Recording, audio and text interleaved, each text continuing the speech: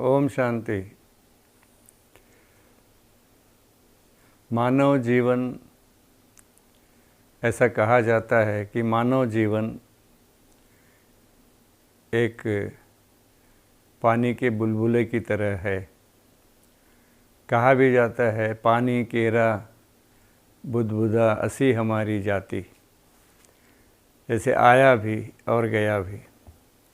माना क्षणिक है, थोड़े समय का है। ऐसा नहीं है। दूसरी बात, हम क्या लेके आए थे, क्या लेके जाएंगे। खाली हाथ आए थे, खाली हाथ जाएंगे, ऐसा कहते हैं, पर ये भी ऐसा नहीं है। तो क्या है, हम कभी खाली हाथ लेकर के नहीं आते और न ही हमारा जीवन क्षणिक है। विश्व सृष्टि नाटक मंडप में हम अविनाशी पार्टधारी है। हाँ, चोला बदलता है। जैसे कोई नट या नटी एक सिनेमा में काम करते हैं, पति पत्नी बनते हैं, फिर दूसरा सिनेमा आता है तो उसमें वो भाई बहन बनते हैं, फिर तीसरा आता है तो उसमें और संबंधी बनते हैं। संबंध बदलते हैं परंतु पात्र तो चलता ही रहता है ना। ऐसे यहाँ भी हम आत्मा हैं। हमने आज इस नाम का चोला धारण किया, ये चोला छूटेगा, फिर दूसरा चोला लेंगे। जैसे शंकराचार्य ने कहा, पुनरपि जननम पुनरपि मरणम पुनरपि जननी जठरे शयनम। पैदा होते हैं, शरीर छोड़ते हैं, फिर मातृगर्भ में प्रवेश करते हैं। ये एक अविनाशी नियम है, इसको कोई तोड़ नहीं सकता। जिस शंकराचार्य ने मोक्ष की बात कही थी, या ये भी कहा था कि अपुत्र से गतिर नास्ति, जिसको लड़का नहीं है उसकी गति नहीं है, ये भी गलत है। क्योंकि सन्यासी को तो बच्चे होते नहीं ना, तो फिर इसका ये मतलब हुआ कि सन्यासियों की गति सदगति होगी ही नहीं। ऐसा भी नहीं है, क्योंकि संबंध हमारे आगे पीछे होते हैं। आज हमारा पिता चला गया, कल हम चले जाएंगे। कहाँ जाएंगे? यही कहीं जन्म लेंगे, और कहाँ जाएंगे। और एक बात कि जैसे जन्म निश्चित हुए, शरीर छोड़ने का स्थान और समय भी निश्चित है। मैं एक उदाहरण आपको देता हूँ। एक बहुत बड़ा राजा था। एकाएक एक दिन उसके पास एक भविष्य बोलने वाला आया और उसने कहा कि महाराज, आज से 7 दिन बाद आप शरीर छोड़ेंगे, ये निश्चित है, और ये न हुआ तो मुझे आप कोई भी शिक्षा दे सकते। तो अब राजा को चिंता पड़ी कि इतना विश्वास के साथ, कॉन्फिडेंस के साथ ये बोल रहा है। तो उसने राजगुरु को और अपने अधिकारियों को बिठाया, पूछा। तो राजगुरु ने कहा कि आपको समझिए आज गुरुवार को शरीर छोड़ना है, तो बुध के सवेरे ही आप राज्य का सबसे घोड़ा अच्छा लेकर के निकल जाओ और इतना भगाओ कि आप अपने राज्य के सीमा से बाहर चले जाओ। हो सकता है वहाँ यमधर्म न आए। तो वो मान गया और वो निकला, अच्छे से अच्छा घोड़ा लेकर के। सरपट उसने भगाया, न खाना न पीना न नींद। और वो गुरुवार के शाम में एक तालाब के पास रुका पानी पीने के लिए और वो घोड़े को भी पिलाने। घोड़े जैसे ही वो करीब 5 बजे थे तो उसने घोड़े की पीठ पर थपका, वाह तेरा कमाल है कि तू मुझे आज अपनी सीमा के बाहर ले आया। जैसे ही उसने घोड़े पर हाथ रखा, वैसे ही उसके कंधे पर किसी ने हाथ रखा, ठंडा सा। पलट के ऐसे देखा तो पूछा, तुम कौन हो? तो उसने कहा, मैं यमदूत हूँ। तो उसने कहा, यहाँ कैसे आए? तो मुझे कहा गया था इसी स्थान से, इसी समय, इसी दिन आपको मुझे लेना है। तो ये कमाल है। आपने देखा होगा किल्लारी में 1993 में भूकंप हुआ, तो वहाँ भी कई लोग बॉम्बे के गणपति को देखने गए और बॉम्बे वाले कई रिलेटिव्स, संबंधी किल्लारी आए हुए थे। तो तो जो बॉम्बे छोड़ कर आए थे वो चले गए, मर गए, और बॉम्बे या कल्याण छोड़, ये किल्लारी छोड़ करके जो बॉम्बे गए वो बच गए। तो ऐसा है ये स्थान, जिसको जहाँ शरीर छोड़ना है, जिस समय शरीर, ये निश्चित है। पर इतने आप आज आंकड़े देखेंगे यदि न्यूज़ में, कि आज कहेंगे कि 1 लाख मरे और 1.25 लाख जन्मे। जनसंख्या वैसी की वैसी नहीं है, जनसंख्या दिनों दिन बढ़ रही है, क्योंकि यहाँ जो आत्मा मैं हूँ, हम हैं, हम यहाँ से शरीर छोड़ते हैं तो दूसरी तरफ लेते हैं, और ऊपर से जो हमारा गोडाउन है, जिसको ये कहा गया कि हम आत्माएं वहाँ से आई हैं, ऊपर से, और ऊपर वाला वहाँ रहता है, हम भी वहाँ ही थे, वो हमारा घर है। और ये नाटक मंडप है। नाटक मंडप किसी का घर नहीं होता है, रंग मंदिर किसका घर नहीं। वहाँ आते हैं, वैरायटी ड्रेस डाल के पार्ट करते हैं, फिर ड्रेस वहीं छोड़ करके हम निकल जाते हैं। तभी कहा कि नंगे आए थे नंगे जाएंगे। ऐसे नहीं ये कॉटन वगैरह की ड्रेस पहन के नहीं आते हैं मातृगर्भ से। जब हम पैदा होते हैं तो हमारे पर ड्रेस नहीं, हम नंगे होते हैं, समझिए, शरीर से। परंतु जब शरीर छोड़ते हैं तो उसे नया कपड़ा पहनाया जाता है ना, ऐसे थोड़े ही नंगे स्मशान को ले जाते हैं। तो नंगे गए, इसका ये मतलब नहीं कि शरीर के बिना गए या नागे जैसे होते हैं कि हम नंगे ही रहेंगे। नहीं, भगवान वाच है कि शरीर क्या है, वासांस जीर्णानि यथा विहाय। जैसे फटे पुराने कपड़े छोड़ करके मनुष्य नए पहनता है, नवानि गृह्णाति नरोपराणि, मनुष्य नए ड्रेस को पहनता है, वैसे ये नया शरीर लेता है। तो ये बाल्य यौवन, वृद्धाप्य, मृत्यु, फिर बाल्य, ये चक्र चलता रहता है। इसीलिए गतासु न गतासूंश्च, जो आया और जो गया उसके प्रति जो बुद्धिमान लोग हैं, पंडित लोग हैं, जानकार लोग हैं, वो दुख नहीं करते हैं, क्योंकि जाने वाला कहीं नहीं जाता है, वो यहीं कहीं तो जन्म लेगा। उसका यदि ऋणानुबंध है तो वो हमारे पास ही जन्म लेगा, जिसको कहा जाता है ऋणानुबंध संसार। ये संसार चल रहा है ऋण के आधार पर, उधारी के आधार पर। नहीं तो एक बाप इतनी गाढ़ी कमाई अपने एक बच्चे पर लगा दे और खुद सर्वेंट बन के सेवा करे, ये क्यों कर होता है? उधारी है, बेटा वसूल रहा है, अब इस बेटे से उसका बेटा वसूलेगा। ये नियम है, इसको कोई तोड़ नहीं सकता। इसीलिए हम निश्चिंत रहते हैं कि भाई कोई शरीर छोड़ा, कोई शरीर में आया तो भी हम खुशी से झूमेंगे नहीं, और गया तो भी दुख का कारण नहीं है। तो ये एक बहुत बड़ी स्थिति है मनुष्य की। साधारण मनुष्य घबराता है, खोया, उसको लगता है कि संसार मेरे लिए असार है और कुछ भी नहीं बाकी है। परंतु नहीं, संसार तो चलने वाला है, क्योंकि कहा जाता है सरति इति संसार, संसार कभी रुकता नहीं है। हाँ, कभी सतयुग, कभी त्रेता, कभी द्वापर, कभी कलयुग, और अभी संगम युग हम मानते हैं। तो बाबा ने हमको ज्ञान दिया, तो बच्चे ये है संगम, जहाँ हम कलयुगी मनुष्य से सतयुगी मनुष्य बनते।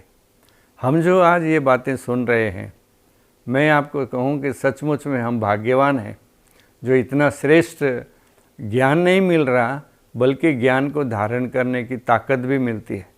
आपको पता होगा, जो इस ज्ञान में चलते हैं वो ऐसी धारणा करते हैं, ऐसी बातें अपनाते हैं, ऐसे गुण अपनाते हैं, ऐसी शक्तियाँ अपनाते हैं जो सामान्य मनुष्य अपना नहीं सकता, कर नहीं सकता। जो परिवर्तन यहाँ हम देखने मिलता है हमको, वैसा परिवर्तन बाहर में कोई साधु, सन्यासी, पंडित, विद्वांस करके दिखाए हमको। वो तो यही कह रहे हैं ना कि गृहस्थ में रहना है, रहो ना गृहस्थ में। गृहस्थ भी एक आश्रम है, जैसे ब्रह्मचर्य आश्रम है, गृहस्थ आश्रम है, और वानप्रस्थ संन्यास है। पर आज न तो बाल्यावस्था में कोई पवित्रता की बात सोचता है, न बाद में सोचता है। पर यहाँ हम रहते हैं, हमारी वैचारिक शुद्धि है, खान पान की शुद्धि है, ये बहुत ज़रूरी है। क्योंकि अन्नेन जातो मनसः, ऐसा बोला जाता है। जो अन्न, जैसा अन्न वैसा मन, जैसी पानी वैसी वाणी, ऐसा बोलते हैं ना। तो जैसा पानी पीते हैं, जब पानी से वाणी बनती है, आप देखेंगे पानी में भी हमारे संकल्पों का प्रभाव पड़ता है।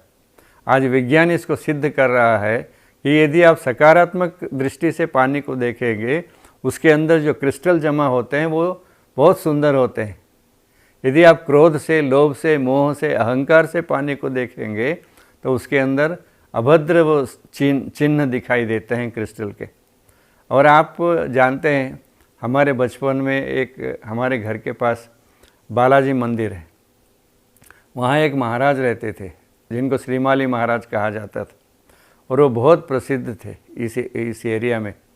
और जिसको समझे कुछ होता है तो वो महाराज के पास पानी मंत्र करके लेके आते थे। वो ऐसे ऐसे देख करके वो मंत्र करके छोड़ देते, और सचमुच में उसका प्रभाव होता था। तो ये मंत्र का प्रभाव अन्न पर, जल पर और व्यक्ति पर होता है। हमारी दृष्टि, कहते हैं ना, बुरी नज़र वाले तेरा मुंह काला। तो अब हम कह रहे हैं कि देखो मगर प्यार से देखो। तो वो बातें हमारे अंदर धारणा होनी चाहिए। इसीलिए हमारे पूर्वजों ने कई अच्छे अच्छे नियम हमारे जीवन में ढाले थे, मगर एक जनरेशन गैप हुआ जो हम नियमों में बंधना नहीं चाहते हैं। हम समझते हैं ये नियम हमारे जीवन के नहीं, हम स्वच्छंद रहना चाहते हैं। नहीं, उसका नतीजा दुख, अशांति होगा। आज जो सामान्य मनुष्य अनुभव कर रहा है भय, आज हर एक के अंदर भय है। यदि भय निकल जाए तो इम्यूनिटी बढ़े। इम्यूनिटी ख़त्म ही होती है भय से, डर से। आज मनुष्य डरा हुआ है, एक दूसरे से डरा हुआ है। उसमें भी ये विशेष जो महामारी है, और भी डराने के लिए आ रहे हैं। टीवी खोलिए, इतने मरे, अरे इससे ज़्यादा मरे पहले। ये कोई पहली बार विश्व में नहीं हो रहा है, इसके पहले भी हुआ है। तो अब हमको ये माध्यम जो है वो डरा रहे हैं। इसीलिए वो कहते हैं ना, स्वस्थ रहिए मन से।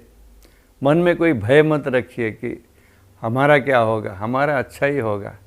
हम बचपन में एक गीत सुनते थे, ये मत सोचो कल क्या होगा, जो भी होगा अच्छा ही होगा। और होता भी है। ऐसे भी आपने पढ़ा है, गीता सार बोल करके जो प्रिंट करते हैं, जो हुआ अच्छा हुआ, जो हो रहा है अच्छा है, जो होगा अच्छा ही है। अब कोई शरीर छोड़ता है, उसके घर में बोलिए जो हुआ अच्छा हुआ, तो बोलेगा ये पागल है, क्या बोल रहा है। मगर उसमें कुछ होगा रहस्य कि आने वाले दिनों में कई बदलाव आने वाले हैं ना।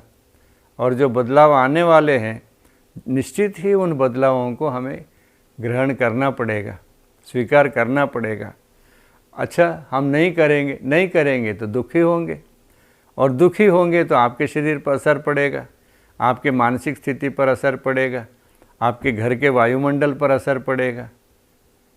जो चल रहा है ना, उसको स्वीकार करने का एक धैर्य अपनाना चाहिए। इसीलिए यदि इम्यूनिटी, जो कहते हैं इम्यूनिटी आजकल बढ़ाने के लिए, ये माना आंतरिक शक्ति को बढ़ाने के लिए आत्मिक शक्ति को बढ़ाने की बहुत बहुत आवश्यकता आज है। यदि हम आज नहीं बढ़ाएंगे तो कल पश्चाताप करना पड़ेगा।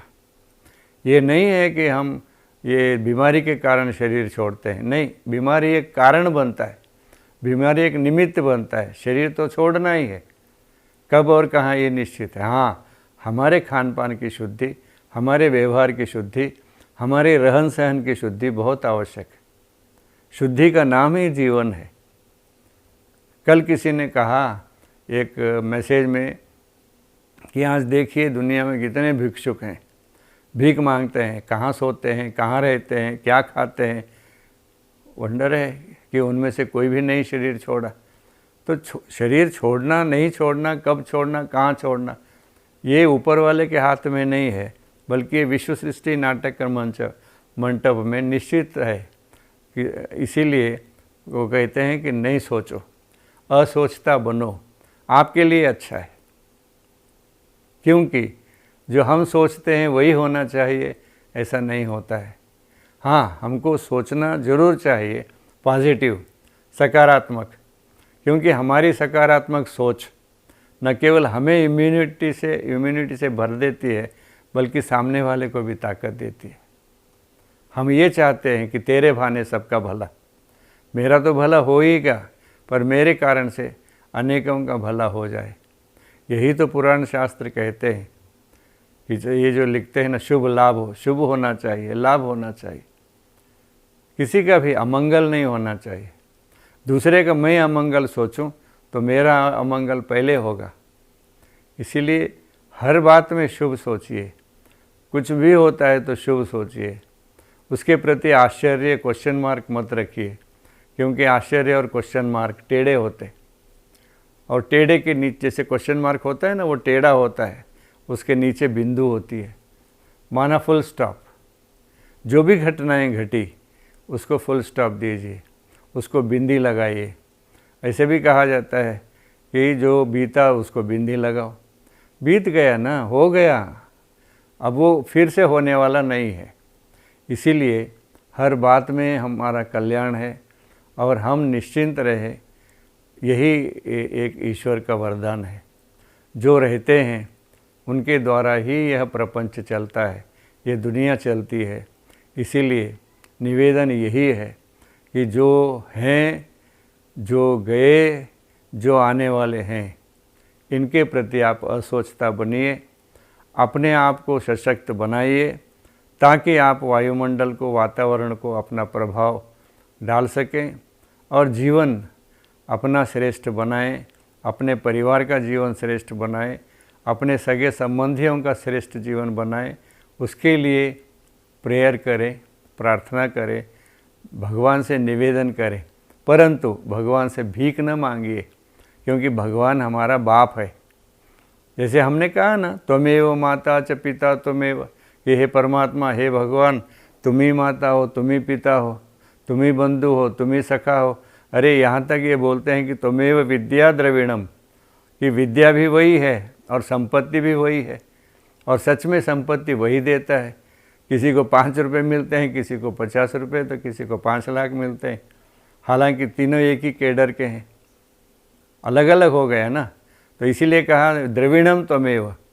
तो जब वह विद्या, संपत्ति आदि का देने वाला, हर संबंध को निभाने वाला एक परमपिता परमात्मा है, और वो हमारा बाप है, कितनी अच्छी बात है। बाप से तो मांगना नहीं पड़ता है ना, बाप खुद हो करके देता है, ले, क्योंकि he is the most obedient servant. तो इसीलिए निवेदन है कि वो हमारा पिता हमारा कल्याण ही करता है और हर बात में कल्याण ही है। ऐसे धारणा हम बनाएं, हमारे जीवन को श्रेष्ठ बनाएं। इस ओर आप चलेंगे, ऐसे विश्वास के साथ आपको एक बार पुनः ओम शांति।